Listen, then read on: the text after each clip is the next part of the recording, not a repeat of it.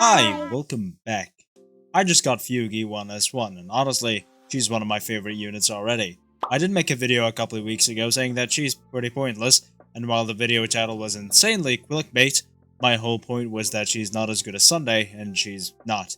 However, because of Fugue, there are some things that really flip the whole meta around, so I want to talk about them. I basically changed my whole perception of her, and I have a lot of things to say. Don't worry though, just because I no longer have a negative opinion of her, it doesn't mean that I don't have an insanely hot take in this video. I have one hell of a bombshell I want to drop here, so in today's video we're going to be talking about how Fugue totally shifted the meta around, at least when it comes to SUPERBREAK.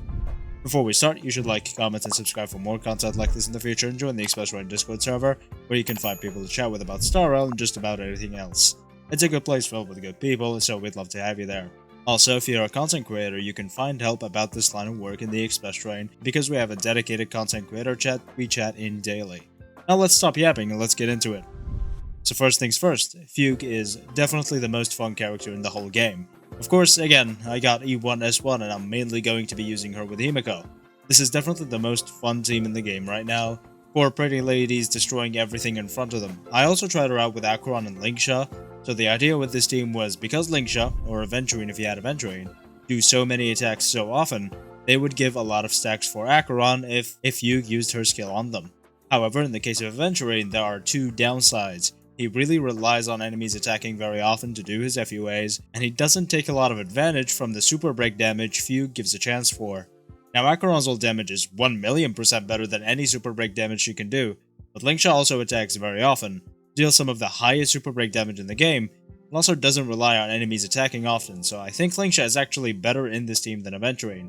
You can watch it in action if it's the gameplay clip I have playing in the background.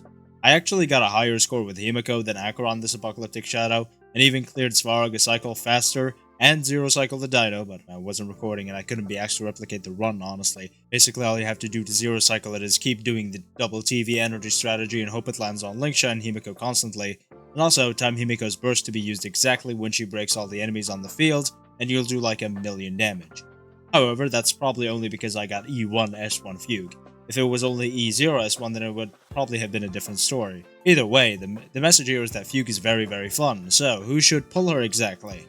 In that couple-week-old video, which I was completely wrong in by the way, I hadn't watched enough gameplay clips of her and I hadn't read the latest calculations, so I apologize for that, that's my bad there. People who have Boot Hill or Rappa or Linksha, and people who want to play Himiko and make her overpowered, should 100% pull for Fugue. People who are using Firefly as their main DPS shouldn't pull her at all. There is basically zero difference you should concern yourself with between E0S0 Fugue and E6 Harmony MC for Firefly teams. However, with Boot Hill and Rappa, there is such a huge and insane difference that right now I believe Firefly is 100% the worst break DPS 5-star unit. Now, worst doesn't mean bad, don't get your panties in a bunch here. It just means not as good. A couple months ago I made a top 5 best DPS video, and in it I said Firefly edged ever so slightly above Rappa and Boot Hill. However, right now, Firefly is definitely not as good, while Rappa and Boot Hill are eating very well with Fugue. Now Firefly isn't that much worse than them, just like Boot Hill and Rappa were barely worse, and Firefly edged slightly over them before Fugue. Boot Hill and Rappa now edged slightly over Firefly. Also, if anybody takes that out of context, I'm coming to your house. This is a completely normal thing to say in a comparison video. Of course, it's so good with Rappa and Boot Hill because of the extra damage and stacks they get from the extra toughness Fugue applies.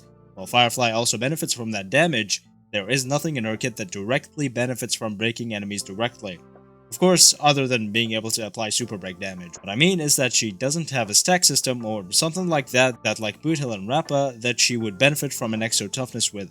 Boot Hill also benefits even more because the main source of his damage isn't even super break damage but simply break damage.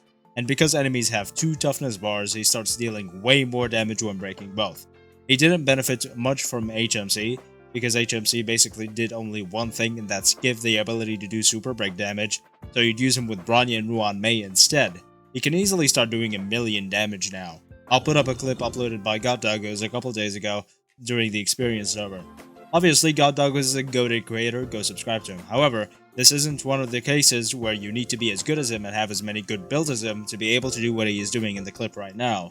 Because of Fugue, Boot Hill can now easily do millions of damage much faster than he ever could. He is now much more versatile than he ever was, and I would even say when it comes to specifically killing bosses, he is slightly better than Fei Xiao. With E1S1 Fugue, you can even ditch Ruan Mei because you can still give him that extra 50% weakness break efficiency, and then use Bronya or Sunday instead to have him take more turns and thus be way more efficient. Even though you would lose out on the 24% res spam boost, but I think taking more turns is worth it.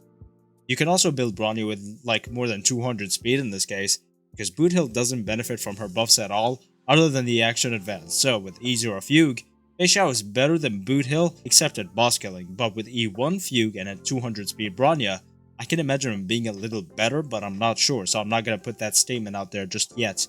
With Rappa it's a little simpler though. She just has a stack system that allows her to deal more damage, and she gets more stacks as she breaks more weaknesses.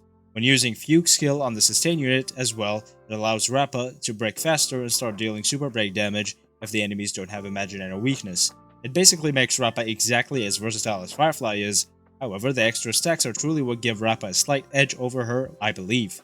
In single target scenarios though, Firefly is obviously going to be better than Rappa, but Boot Hill is obviously going to be better than Firefly.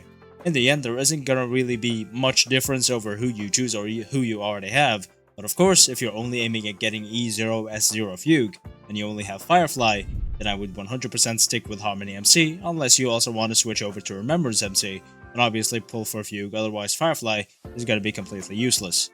Now, I do have E1S1 Fugue, and as I said, I am having lots of fun with Himiko right now.